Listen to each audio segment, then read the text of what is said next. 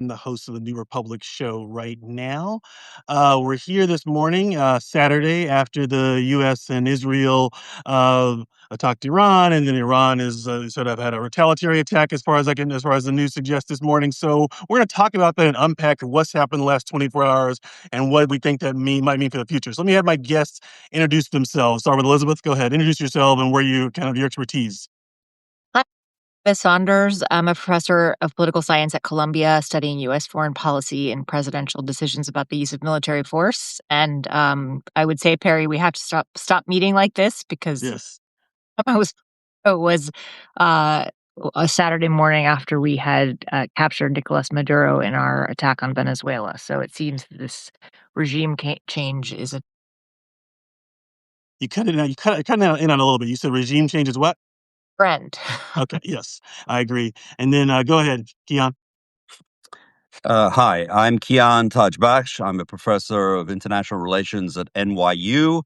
Currently, I focus on the Middle East, geopolitics, but before that, for about 15, 20 years, I was a democracy activist and human rights activist that left academia and went to work inside Iran and the Middle East. And I spent a number of years, unfortunately, imprisoned by the Iranian regime for my democracy and pro-American democracy work. And I was happy to come back in 2016 and join Columbia University. And I continue to write and analyze issues having to do with domestic and Iranian foreign policy. Okay. That's a good introduction. So let's just start out with this was not out of nowhere. And this Elizabeth mentioned we talked about Venezuela. That was a little bit more surprising to me, to be honest with you, than this. So talk about what your reaction was to what happened. Just general reactions first of all. Elizabeth, I'll start with you. So you're right that it's not surprising. It's been telegraphed for weeks. The same aircraft carrier was diverted from the Caribbean, just off the coast of Venezuela, to the Middle East, the U.S. forward, which may be pushing to the longest deployment ever for an aircraft carrier. The largest military buildup in the region since 2003. I mean, there's statistics that, go on and on. It's a very big buildup, and you don't do that without a pretty high chance that you're going to use that military power. The talks seemed all last week to be kind of sham or, a performative set of talks. So I'm not surprised. I've been on sort of, did we start the war checking social media after class for like 2 weeks now. Mhm. Much as that surprised me the morning that we woke up to the news about Venezuela was the press conference where Trump said, we're going to run the country now, which turned out not to be true. But in this case, the maximalist aims of this operation, I wouldn't say it surprised me because nothing surprised me anymore. But I like many people, thought it would be a more limited strike initially. And for Donald Trump to come out and say, we're doing regime change, Iranians seize the day, and specifically to say that we may take casualties and that happens in war. I've never bought the Donald the Dove. I thought that was nonsense. But he has tended to prefer, just empirically, like pinprick operations that have a big payoff, that can be very easily seen and has almost no risk of large-scale U.S. casualty. This is definitely not that. This is very risky, maximalist, not clear what the off-ramp is. So in that sense, I wouldn't say I'm surprised, but I would have put, let's say, the lowest probability on this particular strike, this form of a strike against Iran. And I just hope that the human toll inside Iran already crackdown, as well as you. All right, so Elizabeth, I've lost you. So come close. Something's happened. I come closer to the phone or something. Something's happened. Go ahead now. Talk again. So the last two sentences I missed completely.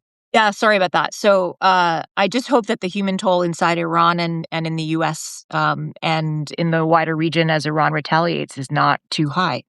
Okay, go ahead. Yeah. Well, at a personal level, I also hope the toll is not disproportionately or inaccurately high. I have family inside of Tehran. We're trying to reach them this morning, but the internet has been cut off. But let me just zoom out in terms of this operation. There's two different ways of looking at this operation. One is in the let's say, the immediate context of geopolitics. But most Iranians, and I think many Americans who have focused on the issue of Iran on and off for these years, see this actually as a long, long time in the making, namely 47 years in the making, almost half a century. That is to say that after 1979, when the Iranians took the U.S. Embassy over and took the U.S. diplomats, our diplomats, hostage for 444 days, Iran has essentially been at war with the United States. As a deputy foreign minister told me when I was in Tehran, he said, you have to understand, as a dual Iranian-American citizen living and working in Iran, you have to understand that in this building, and he pointed to the foreign ministry in Tehran, he said, you have to understand, we believe we are at war with the United States. It's a Cold War, he said, it's true, but he said, we are at war. That is something that I have been trying to impress on my American colleagues and in media for a long time. This is a unique regime in the world. To just capture that, just imagine there are only two regimes, countries in the entire world that do not host a U.S. embassy. One is North Korea and the other is Iran. Just imagine the willingness to incur the kind of cost over 47 years, that's half a century, to alienate the alienate the United States and the West. That is to say, all I'm saying is that is a clear expression of the ideological commitment of anti-Americanism, anti-Westernism that this regime has stuck to. Now, it hasn't only done it in words. It is regime doctrine, and it has been for half a century. It's an official state regime doctrine. Death to America, death to Israel. For decades, as an activist and as an analyst, I have been saying, I get pushback from colleagues in the West saying, well, this is just like rhetoric. They don't really mean it. It's negotiating points. I'm saying, I'm sorry, they really mean it. I mean, when President Trump said that the Iranians have killed thousands of American servicemen through the creation of these IEDs in Iraq, that's who did it. It was the Iranians who supplied that to Iraq, to the Iraqi resistance or the Iraqi militia who were fighting the American occupation. So the point I'm trying to make is that for 47 years, the U.S. has been involved in a cold and then occasionally hot war with the Iranian regime. And the Iranian regime hates the United States, hates Israel, really, really, really does want to destroy Israel and wipe it from the face of the earth. So this isn't only a question of the U.S., it's the U.S.'s national security goals in the region. It involves its partners who are both in Israel and in the Arab side of the Persian Gulf. And so this has been a long time coming. On the short, so that's the sort of the big context. And if you remember, going back to President Obama, President Obama also, would made the argument that if the U.S. Government is committed not to allow the Iranian regime to achieve a nuclear weapon, which meant that the U.S. would strike militarily if they felt that that was a threat. So military action has always been on the table for the U.S. The short term about why now is because because President Trump learned from what he believes were the mistakes and flaws of the 2015 Iran nuclear deal, which, by the way, I have mixed feelings about because I don't think, as an analyst, it was a very good deal for the United States. But I was also one of the 4 Iranian Americans whose release was negotiated as part of that as part of that deal, and my freedom is based on that deal. So I obviously thank President Obama and his team for that. I wouldn't be free, but I think that it had flaws. And one of its main flaws was that the deal accepted the narrowing of the demands or the issues between the US and Iran to simply the nuclear file. I was in Washington. We from the Bush administration time onwards, I said, I was amongst people who would say, do not narrow the file. Do not narrow. So keep the question of especially the proxies, Iranian force projection into the region through the Shiite proxies and so forth. Don't take that off the table. The Iranians insisted they take them off the table. The Obama administration, for whatever they for reasons they believed, they did take it off the table. And I'm going to make a controversial statement now, which is that I believe that you can draw a straight line from the 2015 Iran nuclear deal to October 7th, Hamas attack on Israel, which upended the Middle East, and we are, into a new kind of war. So I think the Trump administration went into this context saying we're going to keep these other demands on the table: the nuclear file, the proxies, and capping and limiting ballistic missiles. And what I could tell from is that the Iranians refused to do this. Last night, I think President Trump was on news saying, "I'm not happy with the way these talks are going because they're just not willing to go. They're not willing to discuss these things." And I'm sure he just ran out of patience and said, "Okay, let's go." And that's how the war began, I think. Can I just jump in on that? Not to preempt your next question, but I think there's a lot of truth in that, and I defer to colleagues who know the country far better than I do. But I think there's one step missing in that straight line, which is the withdrawal from the JCPOA that Trump did in his first administration. And I just would note that you don't make arms control deals with your friends, right? Mm.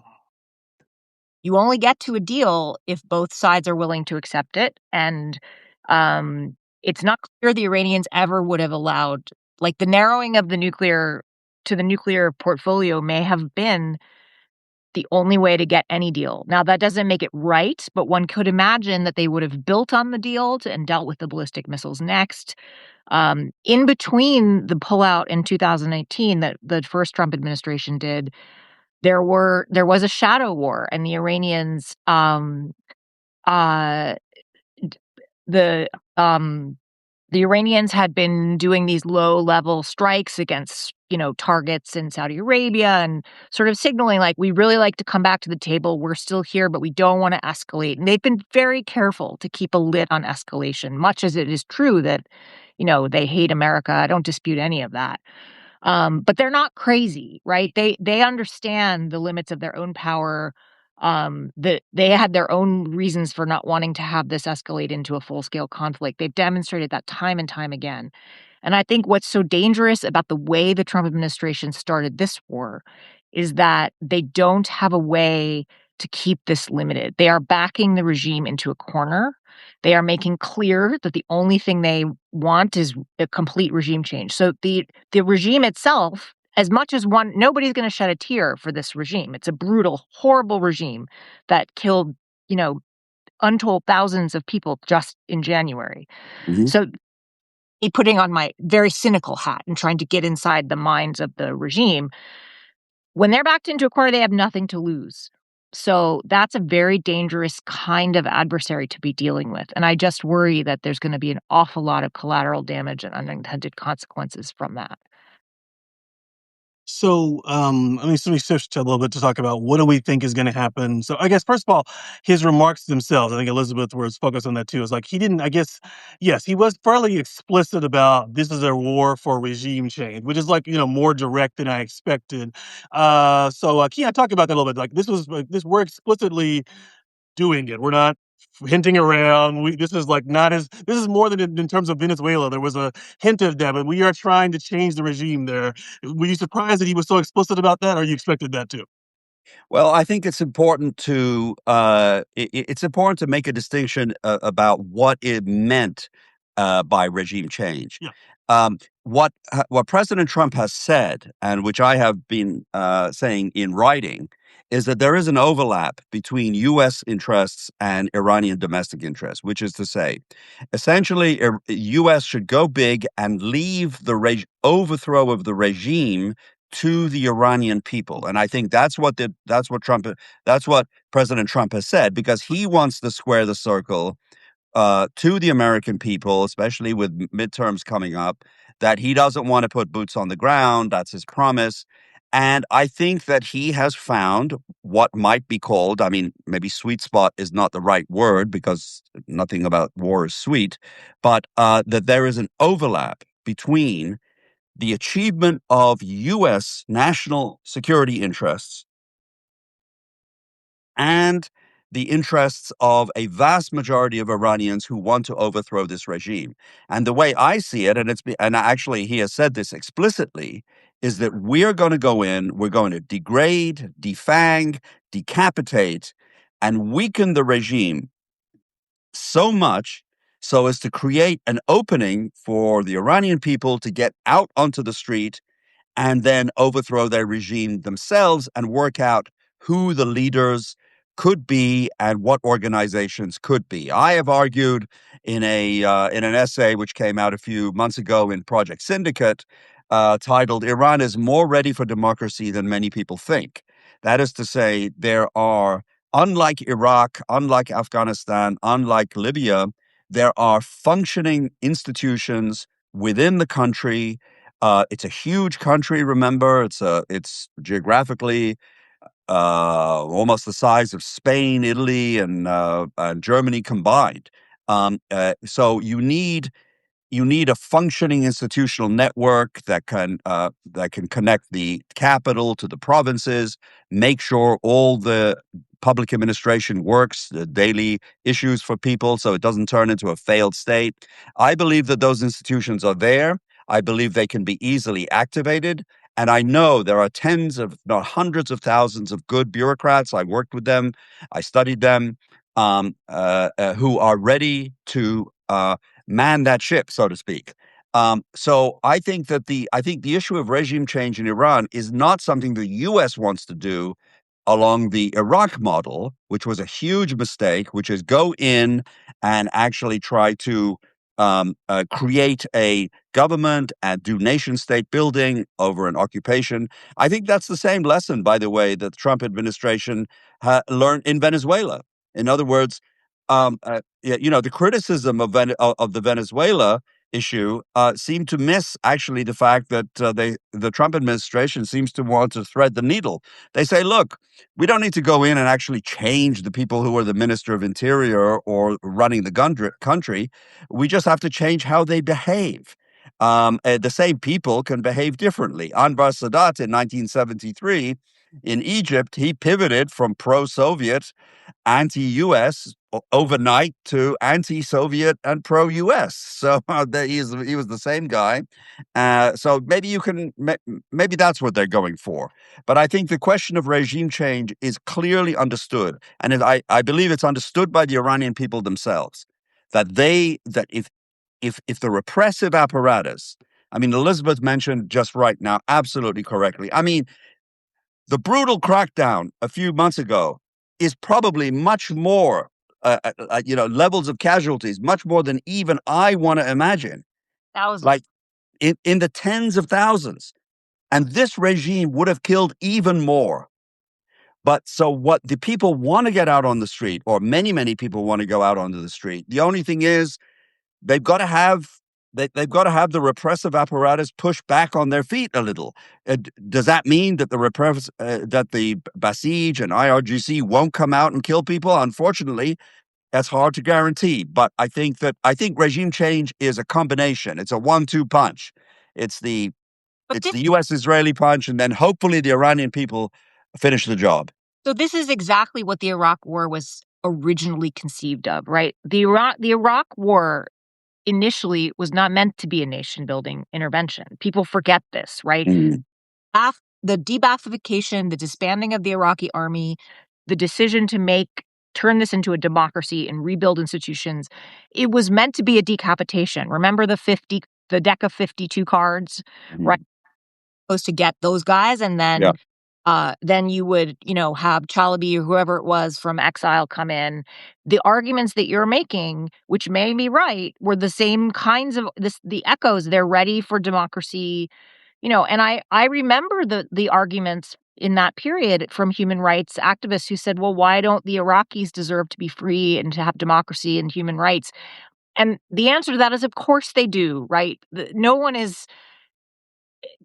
question is whether this kind of operation can produce that outcome. And the lesson to me of Iraq is, once you decapitate, unless you have a deal the way they apparently did in Venezuela, with a successor who pledges to change, you simply take one ruler away and put the next one in, and there's really not I wouldn't call that regime change.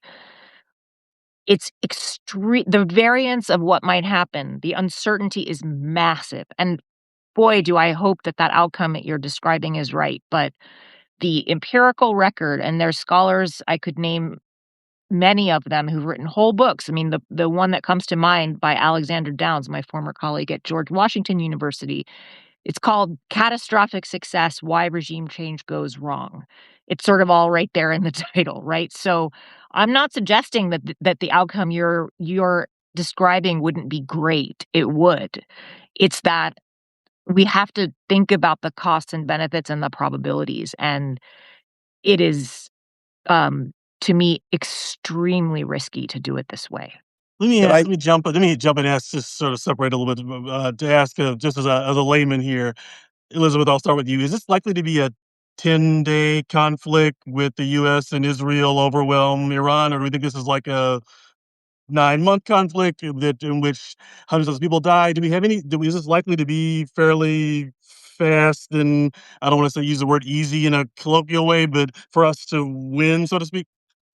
So I think it's going to be fast, but I don't think it's going to be easy. And I think the reason it's going to be fast, although not as fast as the pinprick operation might have been, is simply because it can't last any longer than that.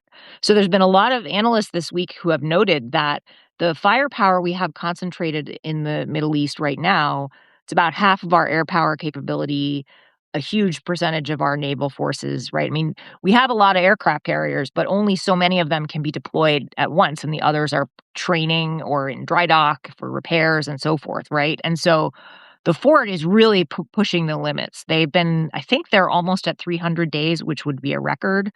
Um, and that's just unsustainable. It's not, I've done the tail hook landing on an aircraft carrier. I've slept underneath the catapult that launched. Wow.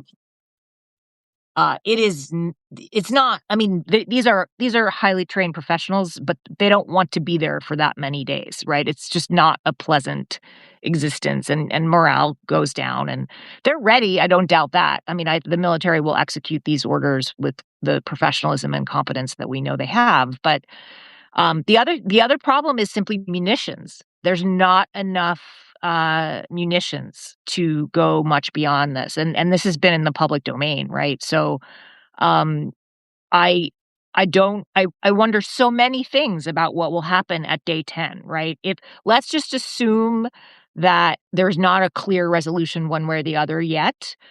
Do we withdraw? In normal times, you would expect a big diplomatic offensive ready to come in, right? After the Iraq War, when it began to go really badly, at least you had experienced diplomats in the region and there was readjustment. All the diplomacy has been conducted by Jared Kushner and Steve Witkoff, right? One does not have an official position in the administration. The other is a special envoy who's a real estate magnate and who was wandering around Geneva last week saying things like, Trump is really curious why the Iranians haven't just capitulated. And that just shows a lack of understanding of coercive diplomacy. They're backed into a corner. They have no off ramp. It is not clear it's not hard to understand why they're not capitulating, because it would be the end of their regime. So, they're not going to give up their last regime insurance, which is really their ballistic missile program, not even so much the nuclear. So the aftermath is very unclear to me. It's also, I was thinking too about remember the axis of evil, Iraq, Iran, and North Korea. If you look at that now, you think to yourself, North Koreans got their weapon and they have regime insurance. And so what is this going to do in terms of encouraging others to get a nuclear weapon, right? I mean, I think there are so many knock-on effects, not just in Iran. Of course, those are enormous, right? But I don't know what happens on day 11. Yeah. Well, I'd like to address a number of the comments that were just made.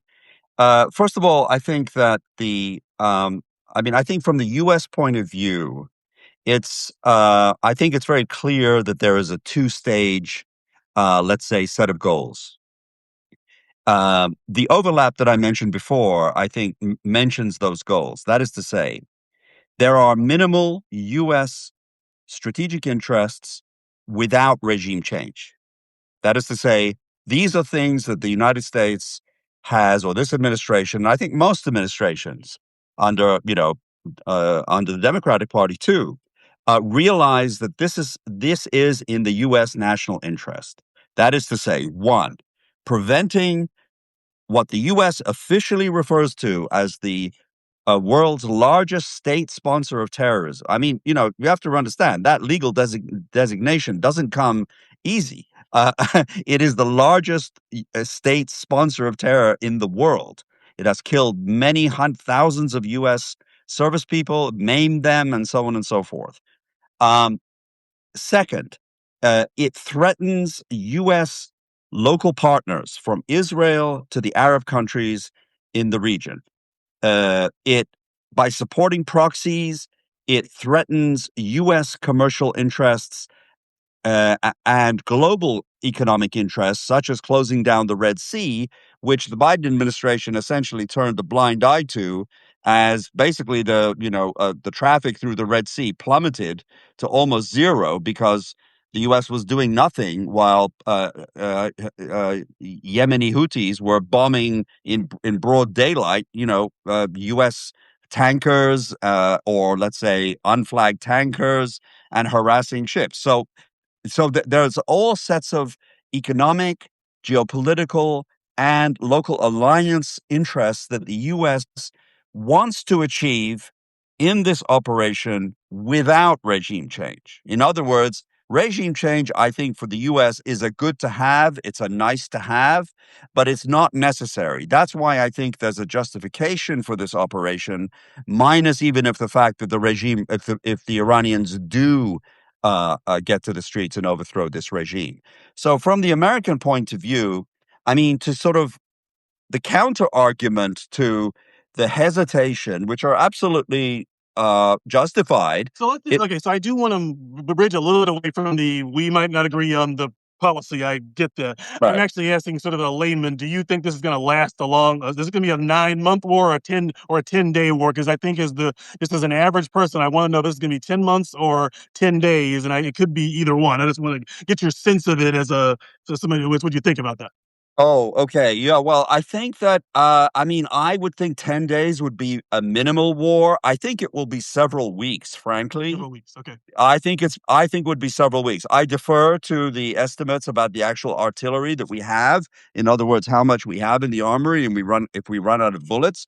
But I think I think the reality is if the US has decided, I mean, I am sure it sounds like to me, I haven't been in the Situation Room, but the orders that have been given to the U.S. military is we need to defang their ballistic missiles, short and medium range ballistic missiles. Remember, those ballistic missiles are estimated to be about 3,000 left or maybe 1,500 left long range, and they're all over this very large, vast territory.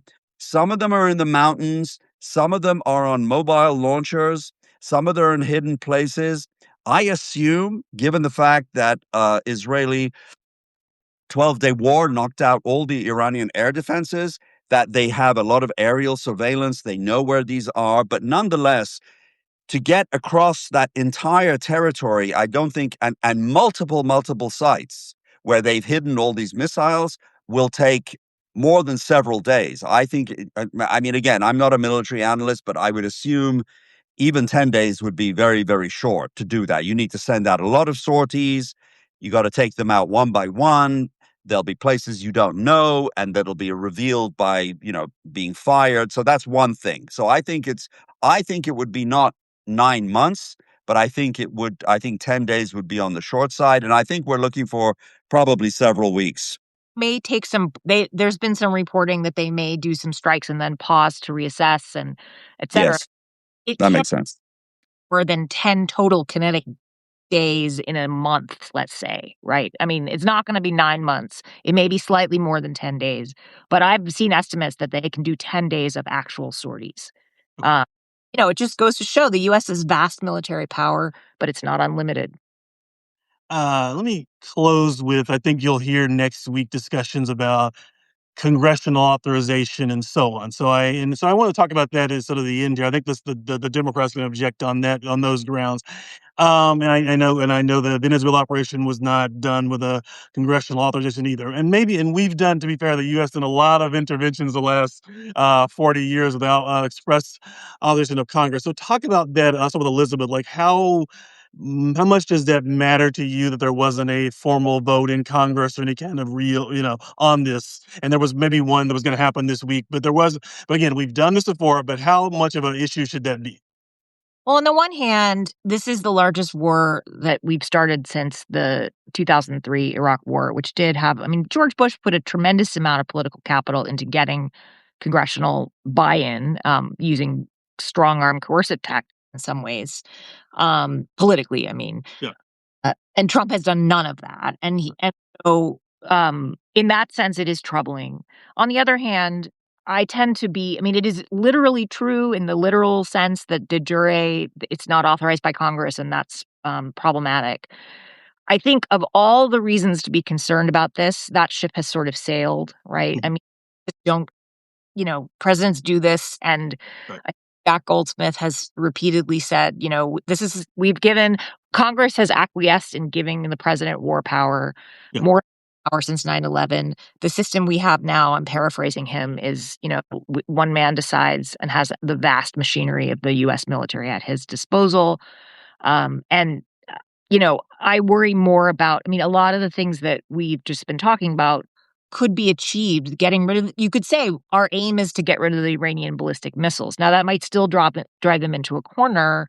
They might still see it as existential, but the rhetoric is maximalist right now. So, I think that there are important things Congress can do now. They can start asking questions. They can shine light. The Democrats can do some kind of shadow oversight. They can make it an issue in the midterms. The cost to, Dan Kane coming out, and I think it was him probably leaking, or his proxies leaking concerns about this. The costs to Trump are not zero, and Congress can make them larger from this point on. But of all the things that I worry about what's happened this morning, I would say Congress not authorizing it is problematic and not high on the list of urgent reasons to be concerned. The only other thing I would say, presidents have been concerned. Presidents of both parties have thought about doing something, war with Iran, something that has been debated in Washington. I've taught it for decades, like already in class, in American foreign classes. Every one of them agrees with those war aims that you've just described. And all of them have looked at this and said, including Trump 1.0, by the way, uh, said it's just too risky. And yes, Iran is not what it used to be because of the destruction of a lot of its capabilities that Israel really did in June, but it's not, it's still extremely risky. And it may work out for the US and for the Iranian people. Nobody would be happier than me. But as an analyst, it's it's it's so risky that I sort of put Congress on the back burner as a concern. Thank you. Go ahead, Kian. This will be the last probably like today. So go ahead. Yeah, what I would talk about the Congress in a little bit, but whatever you want to say, also. Yeah. Sure. Well, I mean, I think the Congress and I think this general issue, the question to ask oneself is what is the cost of doing nothing? Yeah. In other words, there's always costs to action, but there's also costs to inaction. If we want to talk about being sitting back while countries go under a political transformation, well, in 1979, the U.S. really let the Iranians decide their own fate. I'm not saying they shouldn't have, but the result has been 50 years of brutal war and